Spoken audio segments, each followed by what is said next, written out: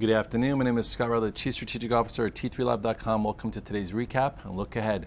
观众朋友们，大家好，感谢您收看本期直击美股，我是主持人 Julie， 在华尔街向您问好。今天是5月9日，星期二。今天美股整体小幅高开，在法国总统大选结果出来之后，地域政治风险降低，同时特朗普正在缓步推行税改计划。这一切利好消息都使得美股风险已经降到了自2006年12月份以来的最低水平。目前市场关注的焦点主要在于企业财报以及联储官员讲话。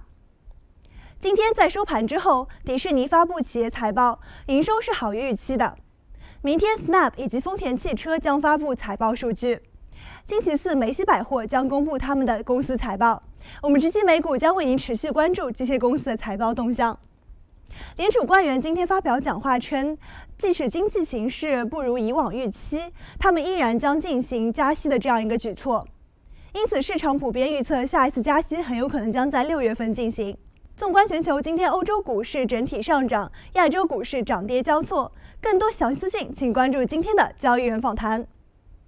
Hi Scott, S&P 500 broke above 2,400 as you expected, and the volatility of the market is the lowest since December 2006. So what's your expectations of the next move? Well, the market's been trying to break above it and hold above it today. It kind of kissed it, backed off. The indices are acting a little bit lethargic compared to some of the key stocks.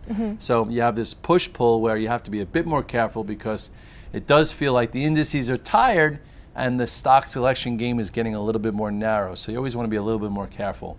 If you look here at the S&P cash, doesn't mean it's the end of the world because we could not break above this with power. Sometimes it takes a few times. And we're still above the 8-day. We're still above the 21-day, which is down here. And look where we came from post-French election. So all in all, still strong, just not a lot of power. And in May, I hate to say it, there's just not a lot of power. So you want to be a little bit careful. At this point now, you have a new point of reference this morning from 23.92 that held.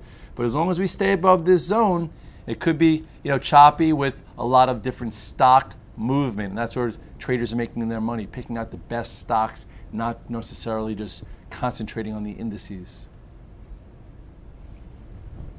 The bull market is still intact, and we have very strong April job data. So what's their effect on the financials? Financials, they're just like the S&P. They're kind of lethargic. Okay, what do I mean by lethargic? Well, on Friday with the solid jobs report, I feel like the financials should have blasted off, and they didn't.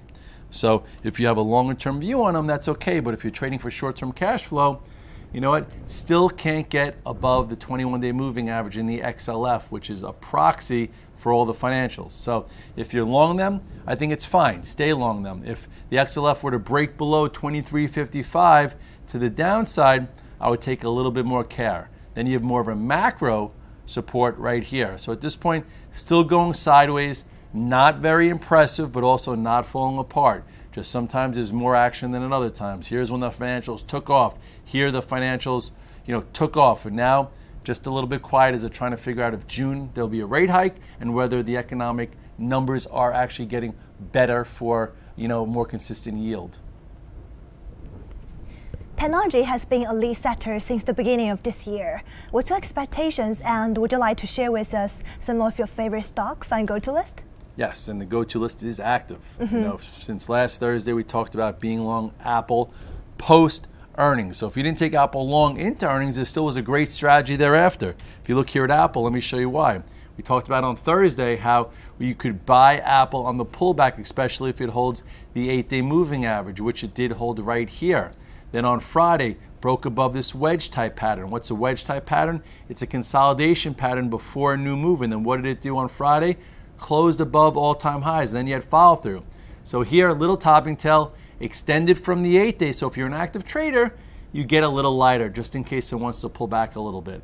This morning I talked about Amazon. Amazon I did buy yesterday. Okay, thinking that it could break out. It did break above 941. It did get above this spot. I'm still long it. I'm not long Apple, but I'm long smaller just because, it had a little bit of a topping tail. Market came in a little bit, so I didn't want to have too much, but I do still think this can go higher.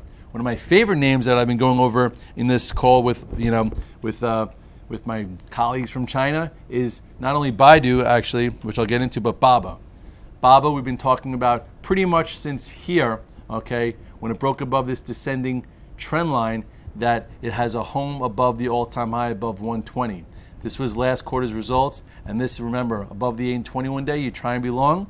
Well, now it's back at 120 at all-time highs and looks higher. If you have an IRA and you like BABA, put it in the IRA, tuck it away for the next year. I think you could have a $150 stock. If you trade it actively, you had a big gap up. As long as it holds, I think if the futures are up, tomorrow you get a little bit of follow-through to the upside. Thank you so much for your insights. I think that's all for today. Yes, it is. And we'll have more tomorrow, so stay tuned and we'll find the action for you and hopefully keep making you money. Have a good night.